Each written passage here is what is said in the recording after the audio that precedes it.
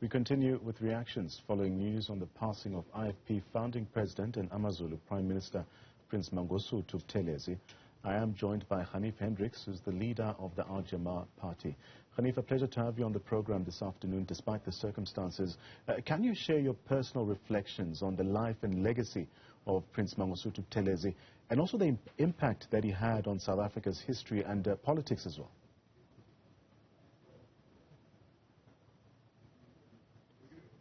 Ganief, can you hear me clearly? Yes, I can hear you.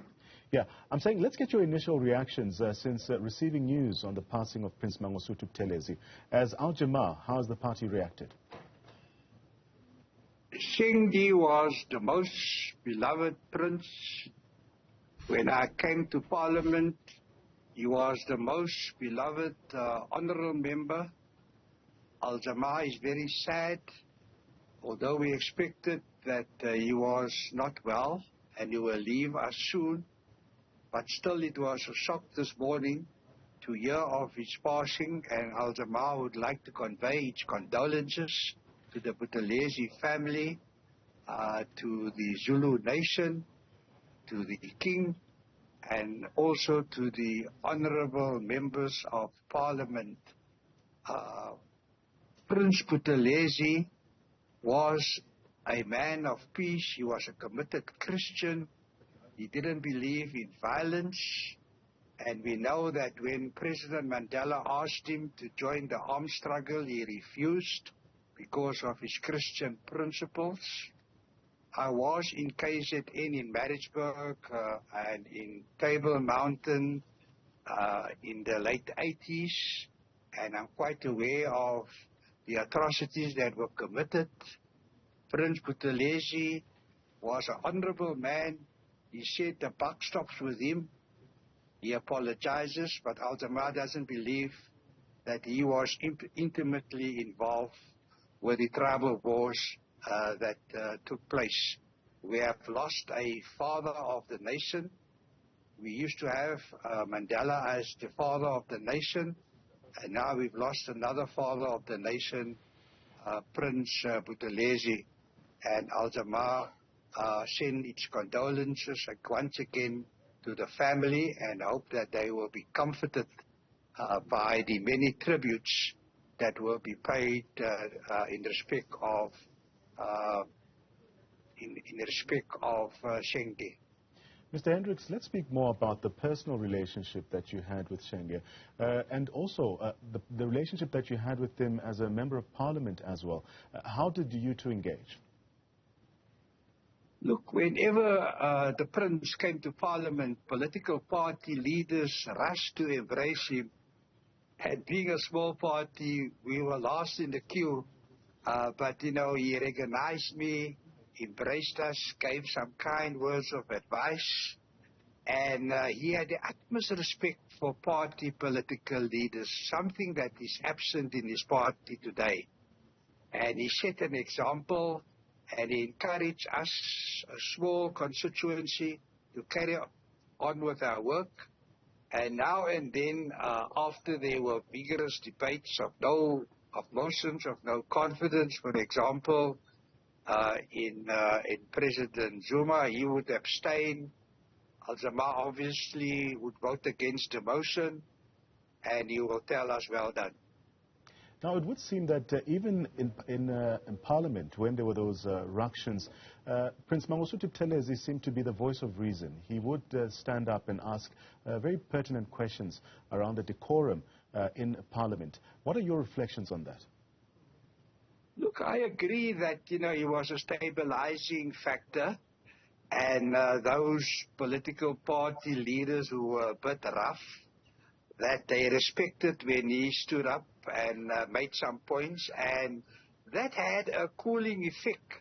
I won't say that, you know, they didn't continue with what they were doing, but it had a bit of a cooling effect, and I think that assisted the speaker very much, and the speaker at the time, you know, appreciated the cooling effect that the most beloved honorable member of Parliament had on us political parties that got up to mischief.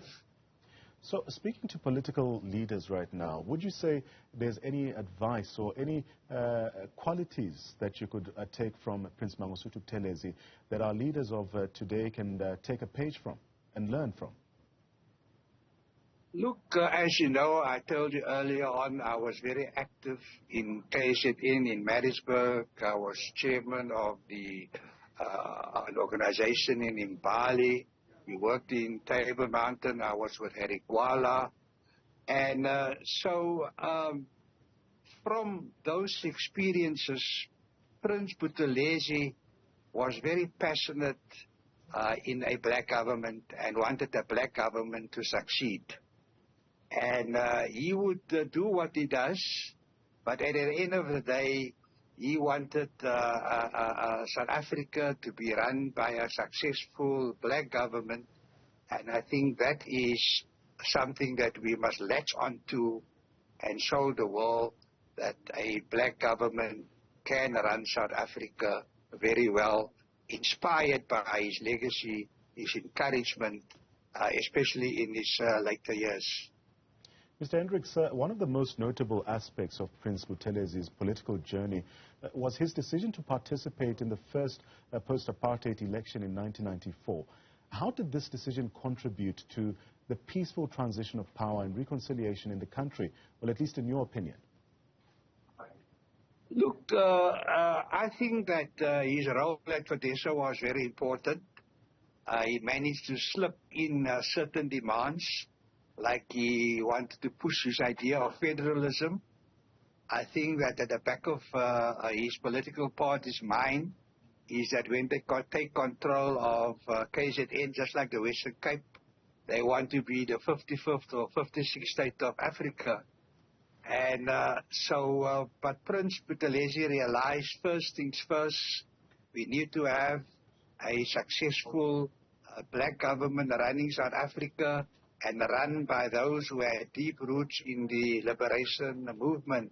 Now, many would say that Inkatha was not part of the liberation movement. They were part of the broad church, as we call it. They differed vastly with other formations in the liberation movement.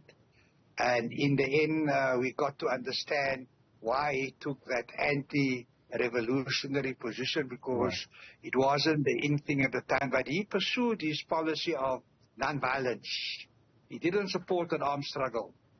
And that is where, in CODESA, he managed to pacify the other parties outside the liberation movement to cooperate. And at the last minute, he wasn't on board, and slipped in some conditions in the Constitution. I mentioned the one earlier.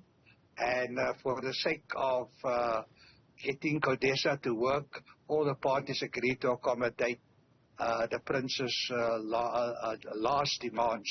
So it was very demanding, uncompromising, and even in CODESA. And there was a chance that Inkatha would not be part of CODESA, and it was heartwarming, and it was very encouraging that the IFP eventually decided to embrace the first constitution.